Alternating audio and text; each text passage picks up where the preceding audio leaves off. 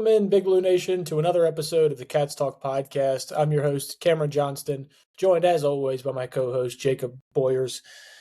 Jake, first off, wasn't pretty in the slightest. This might be one of the worst games of basketball I have seen in quite some time. But like you said, a win is a win. Cats beat South Carolina on the road 72-63.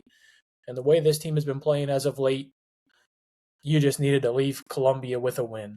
And they did that.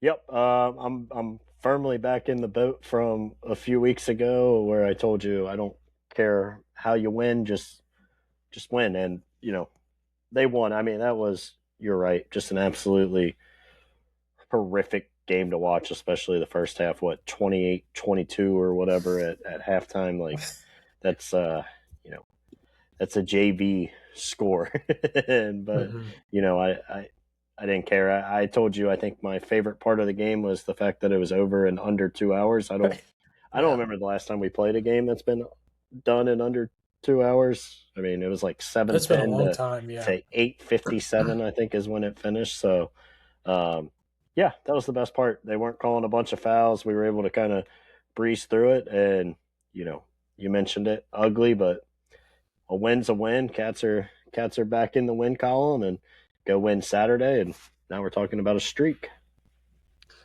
Talking about a winning streak, and that's something we need, man. After that 3-game losing streak, and the vibes around this program were definitely not an all-time low, especially because of how the season started.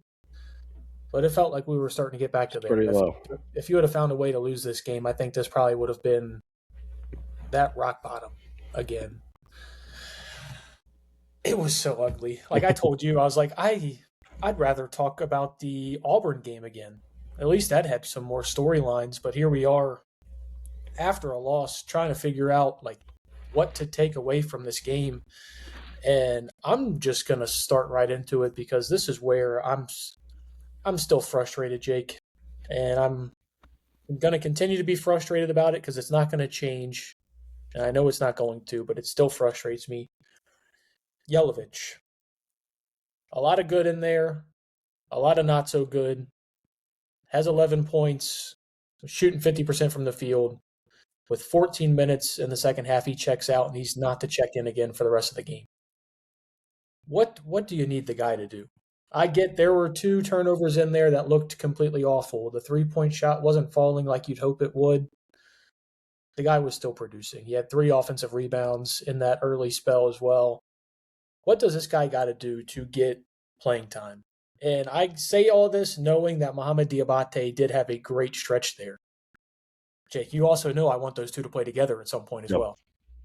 Yeah, I think that's the key. Like for him to get some more time is that you got to trust him and Mo to be on the floor together. However you want to say which one's playing the 5 and which one's playing the 4, but like it can't just be 100% if Mo's in the game. Yelovich can't be. And Mo, I think him and Aberdeen were obviously the 2 best players, and I'm perfectly fine with Mo playing essentially that entire second half because it felt like he was making play after play, whether it was big rebounds or a couple big and ones.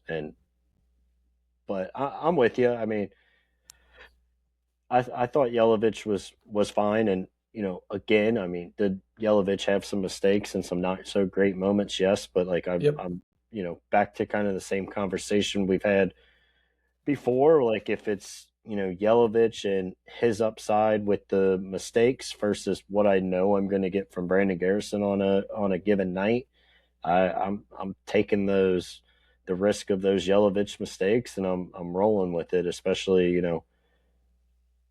I don't think like Yelovich had to play a ton of minutes here in the second half, but it would have been nice in those moments where you were taking Malachi out to have Yelly in and instead of BG.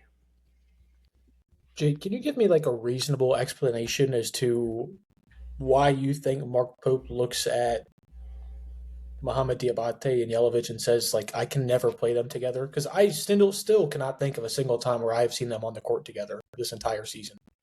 It's just I think it might be as something as simple as he just views them both as 4s, and I don't know. I don't really know. I don't have a good answer for you because, like we've talked about, like Diabate, while he's undersized, I think especially in this game, like it's not like South Carolina has got a big 7-footer that's gonna kill you. I mean, Mo was as big as anybody on the floor last night. So I if he wasn't going to do it last night, then I think you can pretty much pack it up and imagine that it's just not going to happen for the year. Because Ruining my dreams here, man. I, You're cutting. but do you not agree? Like last night would have been the Oh, type I of do. team you could That's have done it with. I Like do, and that's why I let off with it. It's not like frustrating you're asking Mo because to play the 5 against Florida, right? Like this was yeah, a team without a and real traditional center. it's frustrating because it seems like we've thrown a lot of things at the wall to see if they stick. Yeah. And I don't know why this isn't one of those things that you see if it can work because you get through a stretch with Muhammad and you're like, man, the defense and the rebounding, it's all there. Why not add some offense to that instead of Yeah. having him run with Brandon Garrison? Or he doesn't even run much with Malachi Moreno, and Moreno's starting to see his minutes cut back a little bit. Pope alluded to something after the game. I'm not sure if you caught that or not. He didn't necessarily say it was an injury, but he kind of just said he's like he's dealing with and then like paused for 3 seconds, and then was like, yeah, he's dealing with it. And I'm like, what does that mean? What is he dealing with? I'm not sure. You're the coach. Can you tell me? Is this a like John Calipari? We haven't seen him. I haven't seen him. I'm not sure where he's at. I'd love to see the rotation of the bigs get cut to three, and I think we're almost to the point of the like 2012 national championship team where you have a 7-man rotation and that's it. And we're going to talk a little bit about those guys a little bit later. But let's start off with Denzel because he was your offense in the first half, and the stretches that he's taken and the strides he's taken throughout this year. It seems like week in and week out, you and I come in here and keep praising what he's doing and how much he's affecting this team. 19 points, 4 or 6 from 3. A couple of those were some bombs too. 5 assists to no turnovers. He's the team's plus minus leader now. He's been great the entire month of, January and February. He's really put this team on his back, and you can start to find ways in which you get these bigs, the 4s or the 5s, to really start to help those guards. I think that's when you can start to see maybe us taking, even if it's just a little stretch in the SEC tournament, to make you feel a little bit of confidence. Yeah, I would argue this was maybe Denzel's best game from the aspect of, he was the offense and he was your only offense, and he kind of took it upon himself and really didn't take, bad shots like we've seen at times where he's felt like he's had to be the offense. Like he still played within everything and then just execute it. And it was a game where he had to, right? Like Ortega's obviously not playing well, and I think a lot of that is contributed to South Carolina's game plan. I think they had a really good game plan to make sure Ortega doesn't beat them. And for me to see Denzel really step into the role of being kind of the dominant guard, I thought was huge. And it feels like a lot of the other games where he's played well, Ortega's still going and getting his 20, or Colin or Malachi, we're talking about them as kind of being the best players on the floor for stretches. Like this game, it was pretty much Denzel the entire time, and like you mentioned, especially there in the first half where they couldn't get anything going. Yeah, does it feel like Denzel's almost taking that, and they're different players, but taking on like that Kobe Brea role towards the end of the season that he did last year, where he's forcing more offense and he's just able to create a little bit more for himself than he was last year. Like the growth you saw between both players throughout the season, being a playmaker, I think have shown leaps and bounds. And without him scoring like he did, especially in that first half and facilitating for others, you lose on the road against South Carolina. Yeah. Yeah, I mean, he's definitely, I think, taken the leap as a playmaker. I mean, let's not forget, like early in the year, he had no problem taking the shots. It was just, Yeah. he was taking a lot of bad ones. So I think just him getting more and more comfortable with, one, the playmaking, having the ball in his hands, but two, just letting the game come to him in a much more natural way than we saw, really through what, probably mid-January when he really kind of hit his stride Mhm. here. So, um, yeah, I think he's taking leaps, you know, I guess you could say similar to Kobe from a year ago, but I think it's a little different as, confidence was never really the lacking thing or like a number of shots. So I, I've been obviously really impressed with Denzel. I feel like we've said it for, quite some time now coming back to this, and the improvements he's made from the beginning of the year to now is unbelievable. And yeah, like I said, I think this was probably his best game just because it was a game you had to have him do that. And speaking to that confidence that you alluded to, I don't know if I've ever changed more on a player throughout a season. I know I I have. I'm at the point now where, and you might disagree because you might have a little bit more confidence in Ortega. I have no more confidence on anybody in this team that they're going to, get 14 points, 4 assists, and just like do what the team needs of them game in and game out than I do in Denzel Aberdeen right now. Yeah, I mean, and that's absurd to say. I mean, what was it?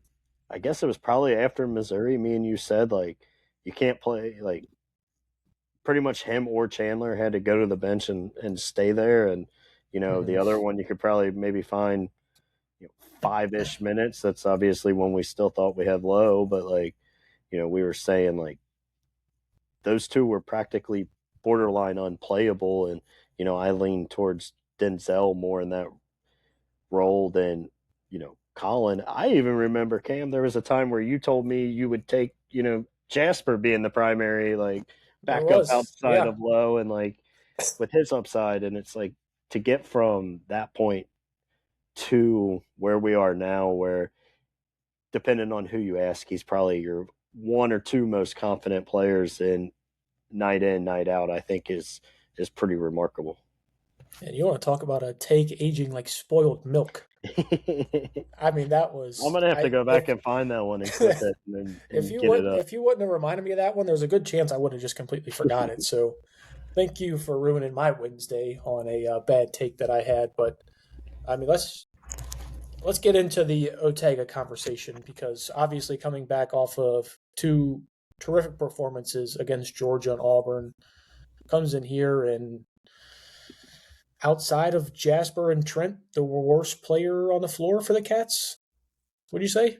I mean, offensively, certainly. I think, I don't know how you felt about it. I thought he played pretty well on the defensive side of the ball. I'm not going to say, it was like a unworldly performance from him, but he guarded Michi Johnson for the majority of the game. I think that was the one guy we both talked about. If Kentucky was going to Mm. lose, it was going to be because Michi just got into like some crazy rhythm and went off for 20, 25, 30 points or something, and we can't stop him. So he never really kind of let him get going. So I I think no doubt about it. Offensively, he was pretty poor, but um, I think, like I mentioned earlier, I think that was a lot credited to South Carolina. I think they've looked at it and they probably said like, he scored 23 and 27 or whatever the exact numbers equaled out to over his last two. Kentucky still lost. Imagine what we can do if we can take him out of the game. And it was as soon as he went to Mm. drive, double teams were there. Now, you could probably argue he didn't do a very good job facilitating out of those a lot of times. Never has. So, but I thought they did a good job with it. But if that continues to happen and you get these type of performances from Denzel and who knows, maybe next time you can get Colin to play a little better, then I think you can kind of survive those games. And um, yeah, I think I really think it was more so to do with South Carolina's game plan. But don't get me wrong, I'm not going to defend Ortega a ton here. I don't think it was a good game from him. Yeah, I mean, first off, I do want to say he did get credited with 5 steals. For some reason, that is blanking my memory. I remember a couple. I don't remember 5. I don't know if that. rings a bell to you. Do you remember Yeah, 5 yeah. I steals? mean, I remember like 2 or 3. yeah, I remember a few, and I know he definitely went for some that maybe he shouldn't have once he started to get Yeah, some. I think with 14 seconds left in the game to try that was and that was a pretty bad one. let's Oh talk hell about no, I don't know let's what he's talk doing about there. that. Let's talk about that. The part in which I've had the biggest like struggle getting behind Otega Oweh being our best player or like our most important player has been the fact that I don't want to say a selfish player, but there's definitely a aspect to his game where it's, hey, There's tendencies. I'm gonna make sure I get mine, and that whether that's to the benefit of the team or to the detriment, he doesn't seem to care. So if you want to label him selfish, you can. He showed that a lot just in the last 30 seconds of this game. Went up to try and get that dunk towards the end of the game and then got stuffed by the rim. Jake, I thought that was you for a second. I thought that was you, but then I was like, oh, this isn't like the Fisher Price one outside. I would have finished. Yeah, on the Fisher Price goal, you might have gotten up enough for that one. A 4-year-old hates to see me coming on their Fisher Price rim. Just slamming it right on him. But and then after that, he gets the foul call with 14 seconds. You see, he's obviously trying to get a nice like pick six there to get his double-digit streak extended. I think it would have been, 31 games if he would have gotten that one. It ended at 30. And then, Jake, I don't even know if you saw it. At the end of the game, there's 2 seconds left. He pulls from half court to try and just give it a shot. And it's just like, dude, we're playing South Carolina. Yeah. If you couldn't get your 10 points before this, that's on you, not the rest of the team. Like, you were 3 of 13 in this game. Like, that's fully on you. And this is – in a game like this, we can take it, like, jokingly and, smile about it. But these are the, like, real deal issues I do have with him as being, like, our star player and our leader. They're just more warning signs each and every time, like, I see one of these. And obviously, we only have 3 games left, so I'm not going to see too many of these. But if he's going 3 of 13 and scoring 8 points, especially against Vandy, A&M, or Florida, we're not winning any of the 3. Yeah. I mean, I think that's a pretty well given. The other thing is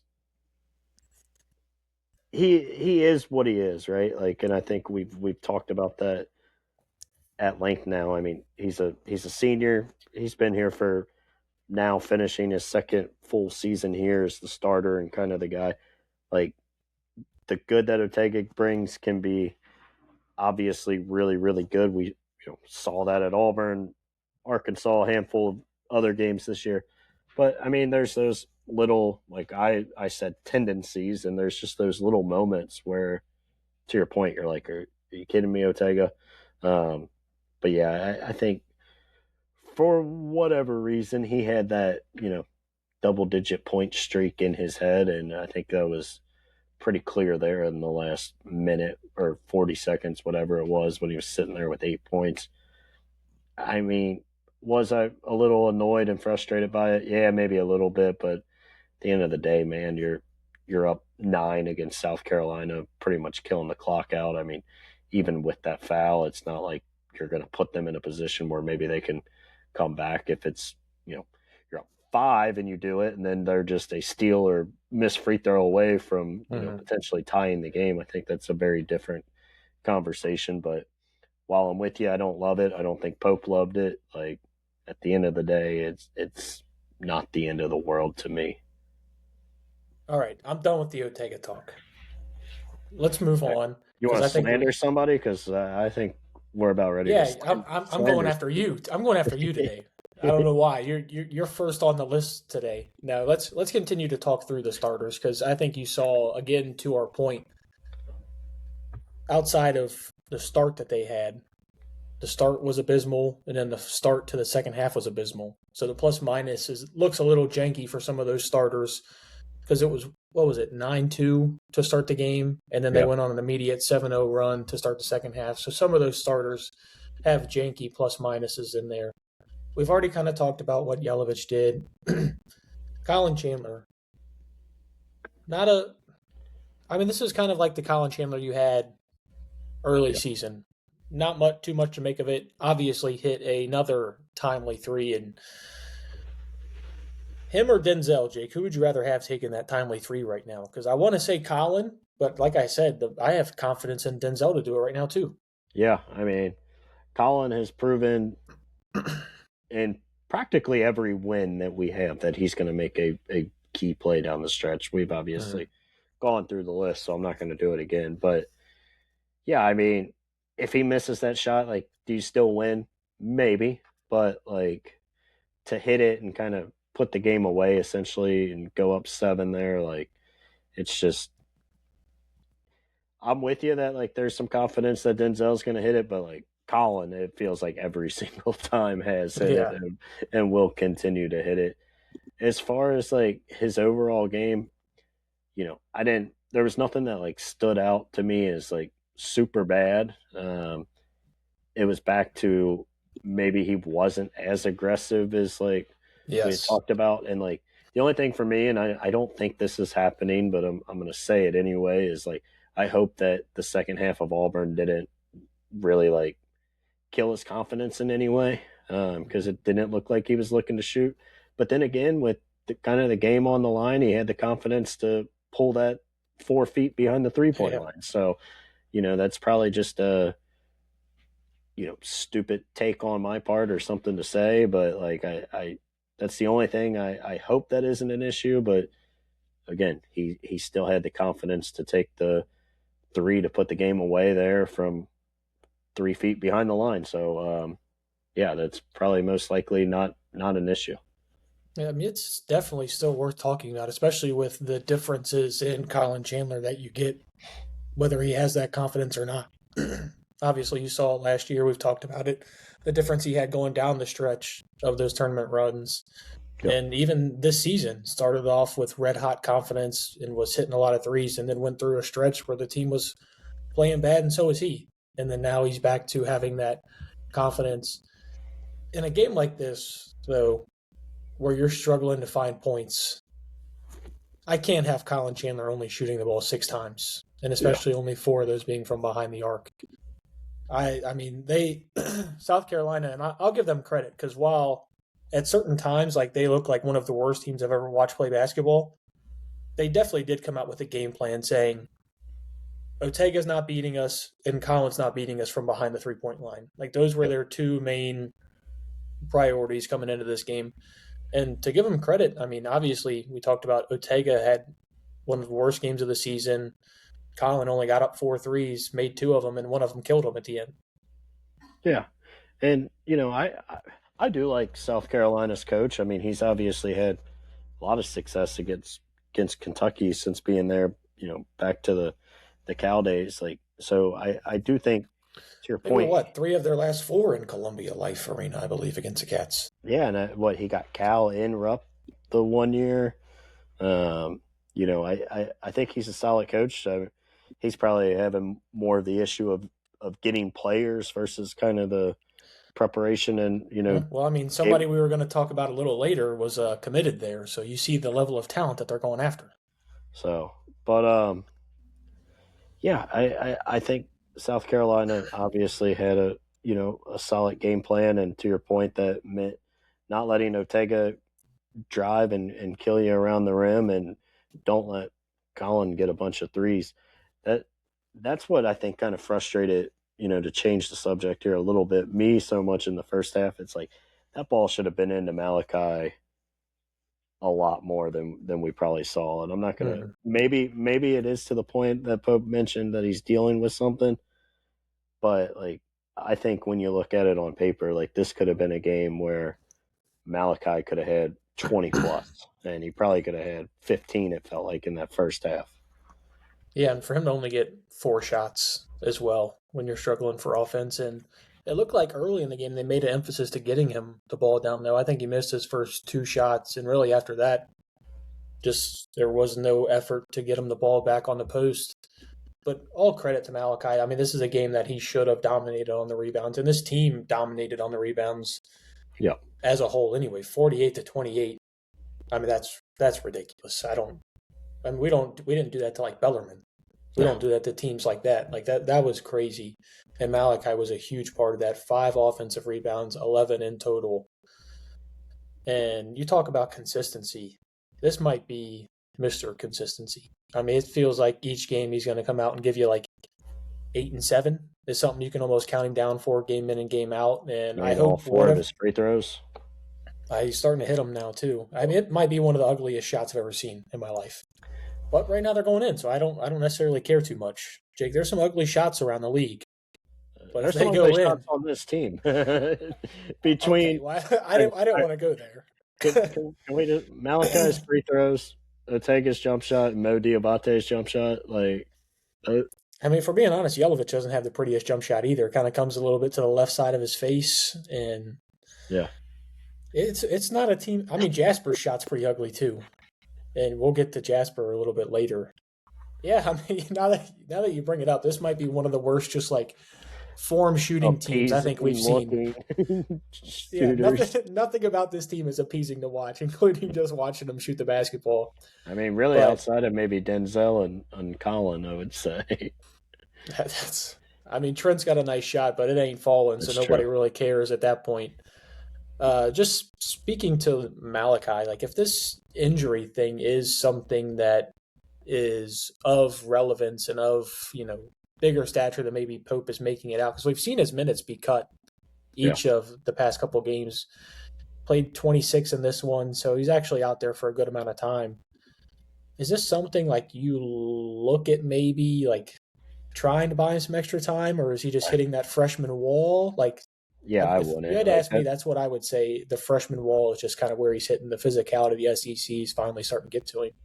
Yeah, I mean, I'm sure it's taken a toll on him. I mean, the guy was playing at Great Crossing a year ago, right? Like, you're not going up against this type of physicality night in and night out. And, you might still play 30-something games and then AAU where you're playing tournaments all day. But in those games, he's the biggest person on the floor and, the strongest, and he's not getting pushed around. So I would say it's probably freshman fatigue. Maybe the ankle was slightly tweaked from where he rolled it, because you see that a lot where a guy rolls his ankle, he's got enough momentum, or is able to kind of play through that game, and then it swells up the next day. I mean, it was just 2 days ago or 3 days ago that happened at Auburn.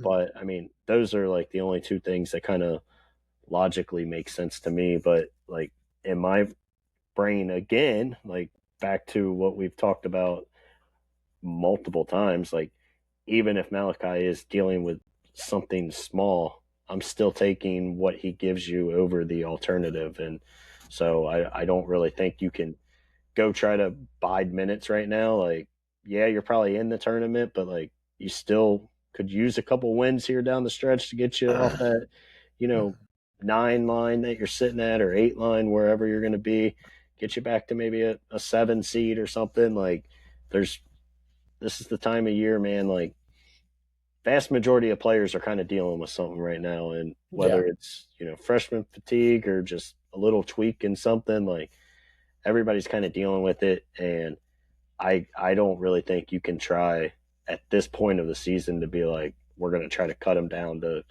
20 minutes a game, because again, that means probably near 20 minutes a game for Brandon Garrison, and that's not something I'm willing to sign up for. So what you're saying is Jaden Quaintance can finally come back and play now. Oh, well, yeah, we found a spot. We found that has been the issue. It's nothing else. It's we didn't know where to fit him on the floor. Yeah, these were just DNPs the whole time, Jake. He wasn't injured. Brandon Garrison's bigger and better talent. I mean, that's where we're at. I mean, let's talk about this bench. Maybe so. Because outside of Muhammad Diabate, who, we've kind of already given him his flowers. I'm almost putting him back in, like, in my mind. He's a starter. Like, he plays starter minutes. Him and Yelovich are basically just the starting 4. But like Yelovich, it seems, starts the game, and Mo finishes the game. Is what they're going with. Mo's going to be in the game down the stretch. Yeah, and now granted, I don't know if down the stretch should be the final 14 minutes. I don't know if that's a stretch. That's called just a half of basketball. So maybe we can get Yelovich out there a little bit more in the second half. But Mo, 12 points, got up 10 shots. He's still not afraid to get those shots up, especially around the rim. Dude, he shot that 3 in the first half from the corner, and it's Surprisingly enough, Jake, it wasn't the worst 3 of the game. Yeah, but like, and what did Nate Oates do to trick us into thinking he was a 40%? Like, I know none of us thought that would like 100% You're a transfer over, but like, 46.7 3-point but shooter coming in. does Nate Oates just have like black magic he does like to get guys to make shots before they go in? Like, I don't Dude, understand. he's got to have something going on because I'm not sure what Mo's shooting on the year, but I can only remember like one or two going in, and we're I think talking he about banked one early in the year. Like, and we're talking about like I think Amari was a better threat from 3 at this point. I mean, if you remember exactly the fact that you have to let out that audible groan tells me everything I need to know. But Mo, 12 points, 5 of 10 shooting, 2 offensive rebounds, 4 in total. Got a nice block down the stretch and a steal. He was plus 16, so the team's plus minus leader for this game. He's given you everything that you brought him in from Alabama to do. Unfortunately, it did take a little bit too long to get there, but he's been doing this now since what? The first Tennessee game, really? Really, since LSU, since I think I thought played pretty well in that LSU game where he quote unquote got benched, and that was the first time Yelovich started over him. But I mean, he's been since that start where everybody was trying to figure out like who's who on this team, what's everybody's role. Since he's found his role in the role that he had at Alabama, this guy's blocking shots. He's getting physical rebounds. If there is contact around the rim, he's finishing. If there's not, he's probably not. For whatever reason, I'm not sure.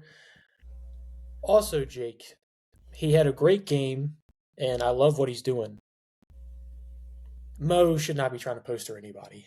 And that, when you're talking about like a low light for your career, getting stuffed at the rim and then the ball thrown off on you out of bounds while you're laying on the ground is probably one of the worst low lights you can have in your career. Especially after he had just went on, a 5-0 run by himself. Yeah. And that was how he ended it. I mean, that's kind of the classic Mo Diabate. He scores you 5 straight and then gets stuffed at the rim and the ball thrown out of bounds on him. Yeah, that was a tough one.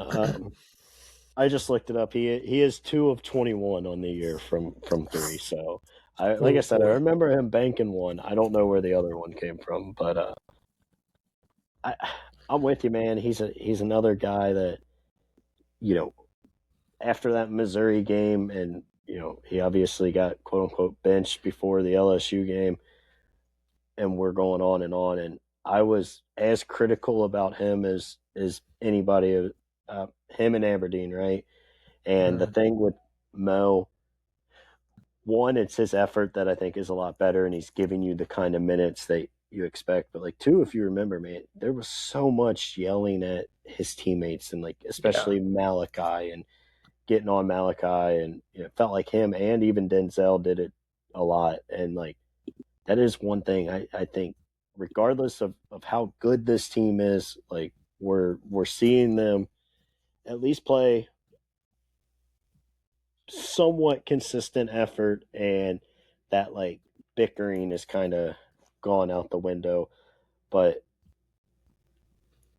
I give him a lot of credit, man, not just for the play, but to kind of embrace that role of coming off the bench and realizing, you're not. It's not a fun role to have. No, and you're not really the guy, and to get over whatever was going on with all the teammates that you audibly, like, we saw. It's not like it's just rumors from behind the scenes. Like, everybody that was at the games would say Diabate's on the bench screaming at his teammates. The camera would pick him up yelling at Malachi on the floor.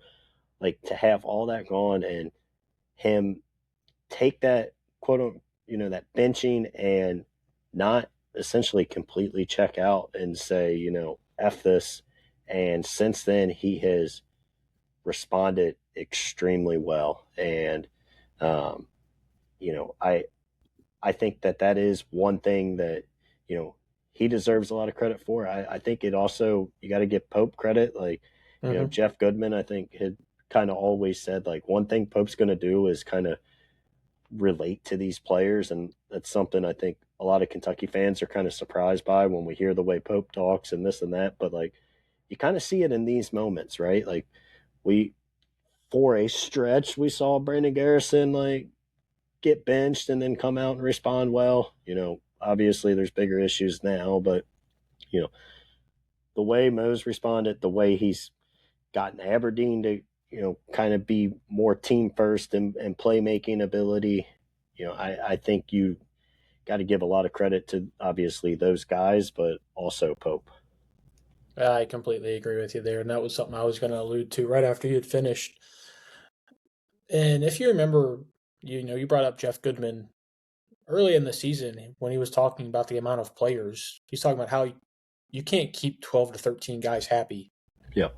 And while right now, I'm sure there's guys, Jasper Johnson, Trent Noah, who probably aren't happy with their defined role on this team, I think he's done a pretty good job on keeping the guys engaged and happy with the role that they're providing.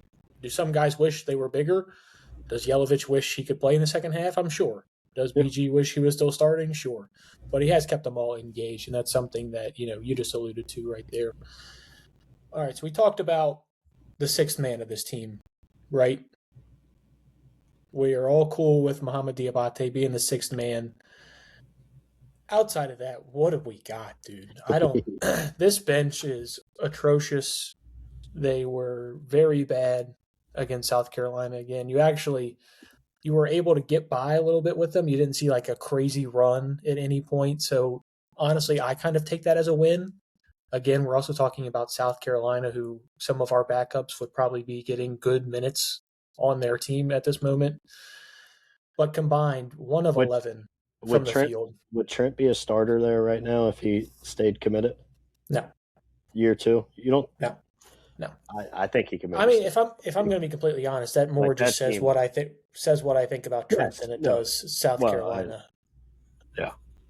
And I think they're both bad. And I'll give Trent a little bit of I'm going to give him some credit, and I'm assuming it's going to be for what you're going to give him a little bit of. Yeah. So, I mean, let's holistically look at the bench real quick before we dive into each player in particular. 4 points on 1 of 11 shooting in, 27 minutes. Yeah. You had 4 points on 1 of 11 shooting. 4 turnovers. It's like, I get it. Brandon Garrison is probably your 7th guy right now. And unfortunately, we're at the spot where you need him to play. Yep. You need a guard to play somewhere at some point in time. And with Trent not being able to handle the ball and Jasper showing he can't really handle the ball right now either, I don't know what the answer is. Like, I really don't. Yeah. This is something we probably maybe should have talked about a little more early in the season, is that there really was – we talked about it a little bit, but when you had Jalen, we thought it would be Jasper. Yeah, and I think we both expected more from Jasper than what's been going on. But with Jasper right now, man, it's an avalanche. Like, and you texted me during the game. You said you couldn't remember a player where if he touches the ball, something immediately goes bad. Yep. And that's exactly what's happening right now. Right now, he just cannot stop the avalanche. And I don't know if it's something that is going to change. I don't know if it's something like he's just got to see some shots fall, or he's got to get maybe one of these last 3 games we have, we're getting blown out, and it's just like, hey, Jasper, go find something and build on it. Maybe that's what it is. I don't know what to make of what Jasper's doing right now, because it seems like it doesn't seem like he's bringing nothing to this team, and he's virtually unplayable right now. Yeah, it's really bad. And, I do agree with you. Either him or Trent, like, they have to play. Like, there's going to be moments where... And you need it to be Jasper of the two is the bad thing. Yeah. But, I mean, right now, with everything, and I agree with you that Trent has not been good, I'm still taking what Trent Noah gives you over what Jasper gives you, because Jasper is giving you absolutely nothing. I will give... It's not a big praise. Trent at least went in there and fought and grabbed rebounds, and, he obviously can't defend anybody. Neither can Jasper. He can't handle the ball. Neither can Jasper, and neither one of them can buy a bucket right now. So, like, I understand it's a lot of negatives, so I guess I throw my hands up and say, give me the guy that can go out there and find 5 rebounds and fight for some. With Jasper, man, it was. I, I'll say something real I quick before you get going. yeah. I am still against you in the fact that I would still rather have Jasper out there than Trent. But the fact that it's this close for me right now, this late in the season, is the biggest problem that I have. Yeah. I have. I think the only person in the world that's confident in Jasper Johnson is Jasper Johnson. I mean, I texted I don't you. think he is. I don't know. He's still a couple of those threes last night were still step back. I'm gonna pull it. Like that first one. I think that's just second nature for him at this point. When I text you and I said it's a more confident Travis Perry. Like that's what he is. And he does that, and then he missed another three. And then he drives the basketball, and with 2 guys standing in the post guarding BG, he decides to try to throw a bounce pass to Brandon Garrison. And I'm not a Brandon Garrison defender. I think it's been pretty clear. This will be the first time I've ever heard you defend Brandon Garrison in your life. Even I was like screaming at the announcer on the TV because the announcer's like, well, Garrison's got to fight for that ball. I'm like, there's 2 guys in front of him, and you threw him a bounce pass in the middle of the lane. Shaq's not getting to that ball. What are we doing here? So, and it is, and I don't mean it to be rude, but like it truly is. When he has the ball, something bad's going to happen. It's either a turnover, a forced shot, just something not great's going to happen. And he's a guy that, especially if he's not going to go out there and score, like he's unplayable. And it really is that way, unfortunately.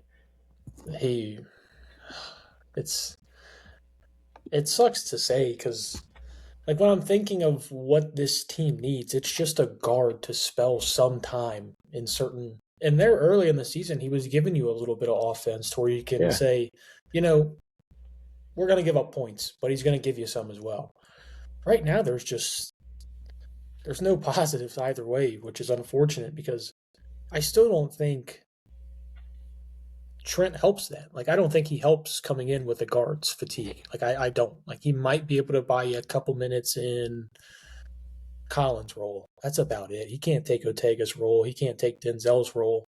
Yep. We're at the point now where if Jasper doesn't start to, like, shape up, at least find confidence in being able to get the ball past half court, which that's the same conversation we had about Travis Perry last year. And it just, like, I had that meme where the soldier's sitting there and he's just like that was me right there, just saying that I just got that right there. But then the times that Travis did get it past half court, he wasn't taking step back contested threes. So,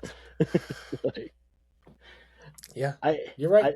It really is, and I know we've said it 100 times, and I'll say it again. Like, you cannot afford to not play Denzel and Ortega 38 minutes. If they pick up 2 fouls in the first half, you just have to cross your fingers, bite your lips, and hope that they don't go out there and pick up another one. And because you really can't, there's no scenario, foul trouble, anything. You better hope they don't get hurt or have to come out for anything because they both have to be on the floor for essentially the entire game. I think I'm in for 40 minutes of Denzel Aberdeen. I really am because you see when he goes off the court, we cannot start any offense. It makes Ortega become the offense initiator, and that's just a role he's just not good in. And that's usually when you see the worst versions of Ortega. You saw it a little bit against Florida as well when he had a tough game. I'm here for 40 minutes of Denzel Aberdeen. And could you imagine clipping that right there and showing me 2.5 months ago? No, I would have thrown some. I would have thrown something at you. It would have been crazy. I would have said I'm cool with 40 minutes of him on the bench. You're not wrong. Let's talk about Trent as well because guy hasn't made a field goal since January. Yeah, it's rough. He's got 2 points since the start of February. He's getting minutes now, so it's not really a minutes problem. It's not like he's getting a lot. I'm not saying Those were he's. good looks too last night, man. And dude, Like he clanked all, one off the side of the backboard. I Like will say, you talk about Mo's shot looking worse. I don't know why South Carolina has the world's loudest rims, but Dude, every they were very loud. every miss, it sounded like the That worst was the brick. very first thing my mom texted me. Clank, clank, clank, and they were just amplified, man. I don't I know mean, what it was, but it was when South Carolina shot too. So, but like every jump shot sounded so broken. and well, when you hit the side of the backboard, you don't have to worry about how the rim sounds. That's true. So, in all fairness, there, he's got to start hitting shots, man. In this one, you're playing South Carolina. Yes, he's going to get some rebounds. Everybody was grabbing rebounds. We outrated them by 20. So to your point, yes, he did give you some value while he was out there. You can also take those 5 rebounds and shove them. Honestly, that's where we're at. Like you still would have won the rebounding margin by 15. Well, The bench, dude. The bench outside of Mo. He didn't have the 3 turnovers that Jasper gave you as well. Exactly. And we're talking in circles here. Like rock, hard place, Kentucky, right? Me. Like, Me. Right here. We're in a tough spot, man. I still don't understand. Like all we heard is Trent Noah's like the best shooter that the world's ever seen. He's gonna. We heard it about Travis the year before. I mean, I don't believe anything until that's my motto for next year, Jake. I'm not believing any of their Noah system numbers, anything that they say this guy's shooting like this in practice. I'm not believing a thing of it until we get into SEC play, and then I'll start to believe some of it. Yeah, I'm with you, man. I mean, but at the end of the day, man, this team is what it is. There's you're not going and grabbing a G leaguer to make it better. Low or Cam Williams. Like I don't expect Cam to come back. Like even then, I don't know how much that really helps your guard situation. But I mean, I guess you could play him at the 3, but more than that, like Colin role, if by chance he does come back. But yeah, I mean, there's not really a solution unless Walker Horn or one of these guys is ready for a massive jump forward. I think we just kind of are where we are, man. Wow. I can say I wasn't expecting that thrown out as a. I know you're fully joking, but the fact that we have to even bring it up is kind of criminal. Yeah. How much better would this? And obviously, we're talking about this 3 months after the season started. A Caden Lewis, man, if he was here. Yeah. How huge would that be right now? Obviously, these are what ifs. But imagine even say Denzel does what he does right now, and that's your guy coming off the bench in replace for Jasper right now. You know what's crazy though about like a Caden Lewis is all reports are like he didn't come because Lowe had 2 years, and it was going to be. Caden Lewis knew Kentucky was going to bring a point guard in through the portal, but he thought they would bring in a senior, and pretty much the role would be his next year. And you lose out on he might be here next year. You lose out on a Caden Lewis, and you're probably only going to get like a quarter of a season from Jalen Lowe, and a lot of people don't expect him to be back either. So, I mean, worst of both worlds. I know, and like that's obviously hindsight 2020. All of us in the moment kind of we didn't expect Caden Lewis to be this good as a true freshman. So, hindsight is what it is. But the playmaking has been the biggest thing that has surprised me about Caden Lewis. 5.3 assists per game. I watched a lot of that UConn game on Saturday, and like I know they lost, but like he still made moments that kind of left me going, "Wow." The backcourt of Devin Askew and Caden Lewis. Oh my God! How wild is that? I knew Askew was there last year, but I completely forgot he was still there. And then when you want to talk about the military meme, you know, the army guy. Yeah. Like when I heard the announcer on TNT go, and now checking in is Devin Askew, my ears rang, dude. It sounded like a bomb went off right by my head. I had such horrible flashbacks. I'd And then take him. I'm like, I'd wow, take him right now on this team. he looks a lot different. And then I was like, yeah, I mean, he grew up 6 years. This was, I mean, he was So this 18 is when he came to Kentucky, and now he's 28. Like he's been in college basketball for, you know, I'm pretty. What team was he on? The John Wall team. It feels like. I don't know. I think he might have been a part of like the Rups Runts. I think that was, that legendary team from Yeah, way back in the day. I think he was a part of them. John Wall's retiring from the NBA. This guy's getting his 15th year at Villanova. That's what it feels like. Do we even need to talk about BG? I think we've No, kind I of, think I.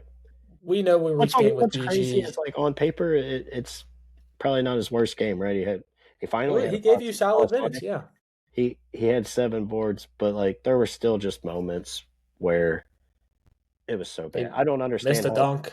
Yeah, like a big man that is so bad at putting the ball in the basket uncontested when he's above the rim, like Jake, have you seen that video of him at Oklahoma State trying to jump yes. over the bench and I face am a little planting? mad because I didn't see it until like a week ago. Like, I where has that that's been for 2 years? I could, At you first, I know, was like I had to like think, is this AI? Because like surely I would have seen this before now. I don't know how they kept it under wraps for so long, but now that you best believe that's one of the first things that I put out when when BG calls BG time. Yeah, I mean, he is what he is, man, and I still don't.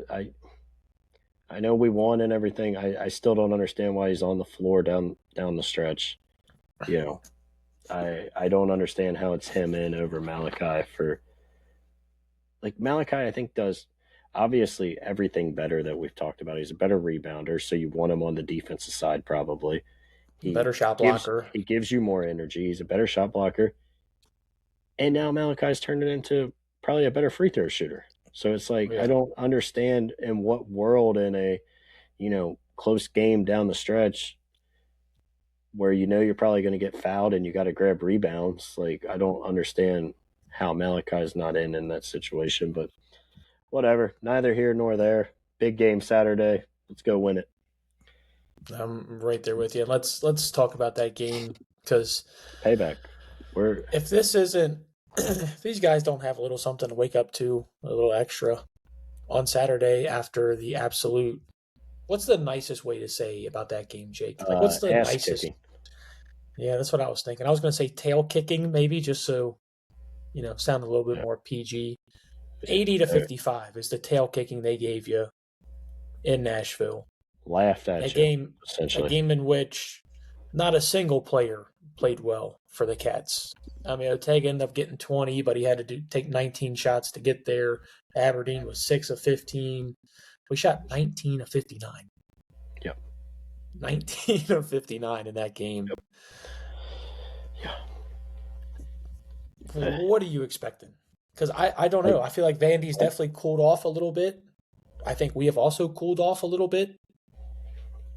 I told yeah. I told you even after Auburn, just win South Carolina, and then we're going to come back and we're getting Vandy back.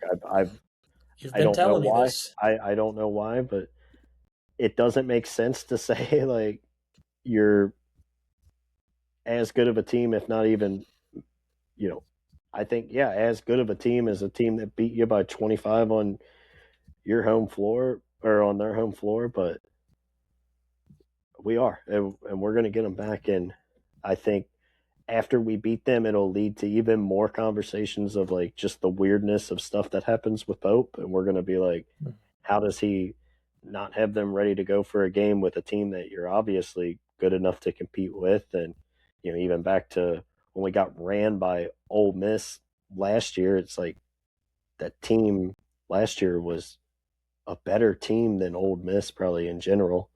And for some reason, you just kind of got ran. I'm hoping people look at it. I'm hoping Vandy holds on and wins tonight and Vegas and everybody looks at it and gives us a nice, juicy Kentucky money line because I think they're going to – I really do. I think the Cats are going to be hungry for it. I've told you I know it doesn't make a ton of sense, but like something about the Rupp Arena crowd on a Saturday, like it feels like those are the games we go and win big home games on a weekend. So I think Kentucky gets it done. I mean, Vanderbilt is scuffling a little bit as of late. They've lost 3 of their last 5. They're in a tight game with Georgia right now. They're up 7 as we speak with 2 minutes left to play. You want to talk about a score real quick? How about UConn being up 32 at St. John's?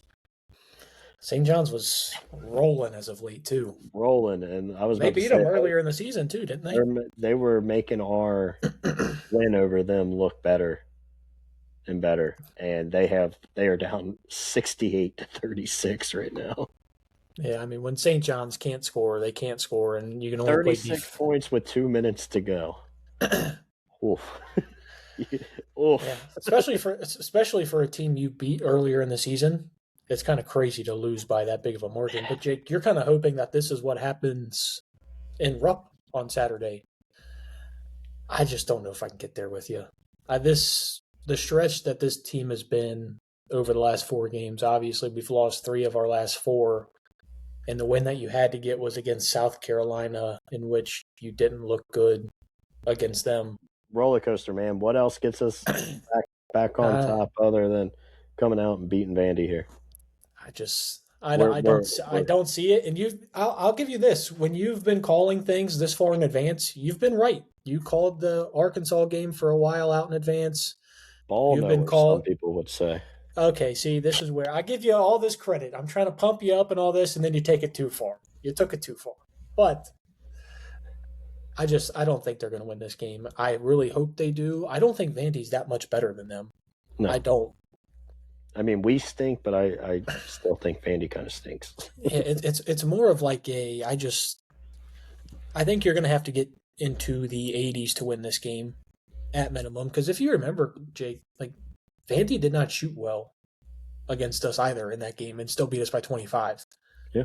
They were 25 of 62 and 10 of 26 from 3. They didn't shoot the ball crazy well to beat us by 25. And they were without their second leading scorer. Yeah. So that's. I get it. It sounds there's too many. It sounds ridiculous. We lost by 25. Sounds ridiculous to say it, but the thing is, the ridiculous things to say with this team are the things that come true. Exactly. So in that aspect, I'm kind of with you there. I think they got to score minimum 80 points to win this game. And with what you just saw against South Carolina and what we've been putting on the floor recently, outside of Colin and Denzel getting hot from 3 and just maybe and this is going to be the more far-fetched one, Jasper coming in for a quick couple minutes and, lighten it up for a second. I just don't see him beating Vandy. I will be interested to kind of see, like, obviously now for 2 years, going back to Ole Miss last year, Georgia last year, Georgia this year, the Vandy, whooping. There's never been one of these where Pope has, like, gotten that team back on the schedule, right? Whether, like, through the SEC tournament or something. Like, we only played Ole Miss once last year. We only played Georgia the one time. Like, it will be interesting to see how does he kind of use Bama. Yeah, but Bama objectively was just better. Like, I don't think like some people might say this about this Vanderbilt team. Yeah, I don't like. Vandy might be better and good enough to beat you, but to beat you the way they did was objectively, I think, just a clunker from Kentucky. Like, there's no other way to put it. Like, could Vandy be better and you lose that game by 5 or 7? Sure, but I think it was more so Kentucky's lack of effort and some of the other issues that we've talked about. So it'll be kind of interesting, I think, to see how does he in the same season rally these guys to hey, remember what they did to you. Remember how embarrassing we played and looked. Let's get them one back. And I'm interested to kind of see that from Pope as much as the players. If you can't get these guys up for this game, I mean, you're probably just not getting them up for another game for the rest of the season. Jake, I'm going to give you my score prediction here, and I do think it's going to be a close game. I'm talking about it like it's not going to be close and we don't have a chance. I think this is going to come down to the final 4 minutes, and unfortunately, I just kind of look at it as I trust their scorers like Tyler Tanner to score more than I trust Ortega to not bounce a ball off his leg out of bounds in a key moment like he's done each of the past 3 games. And one thing about Ortega, he can go out and win you a game. He can also go out and lose you one as well. I think Vandy scores 85. The Cats get 79. I think they lose by 6, but I do think it's close, and a couple balls bounce your way, get a couple loose balls, make some extra free throws. I think the Cats can win this game, but if I had to put my money somewhere, I'm going to put it on the Commodores. Yep. I think it's going to be what we've seen. Like, we're going to see Colin Chandler make a couple shots down the stretch, make a big play at some point. We'll see Denzel hit a big three at somewhere along the way, and I expect a pretty big bounce back from Ortega, and another 20-plus point game. I think on a somewhat efficient night. Like, Ortega's never going to be the most efficient player, but one of those games where we're saying he went 9 of 16 or something like that. Sign me up. If he's going 9 of 16 on Saturday, sign me up now. So I think we'll get a good game from Ortega, and I think we win. I'm gonna go Cats. I'll say not super high scoring. I'll say we get into the 80s though. 83, 80, and Tyler Tanner misses a 3 at the buzzer to force overtime. Cats win. So we got it right around the same spot there. Obviously, we just have the team who scores a little bit higher in the 80s. I got to be completely honest. I was looking at something when you gave your score, completely zoned out. I don't know what you said. This is classic Cats Talk podcast and Jacob Boyers. I'm sitting here talking, putting my heart and soul. I've listened to you all episode, but right as like I was trying to see if there was any stats to back me up on. I feel like Vandy's not as good away from home, and they do have a lot of losses on the road, but I was kind of looking at that when you were giving your score prediction. So what was your score?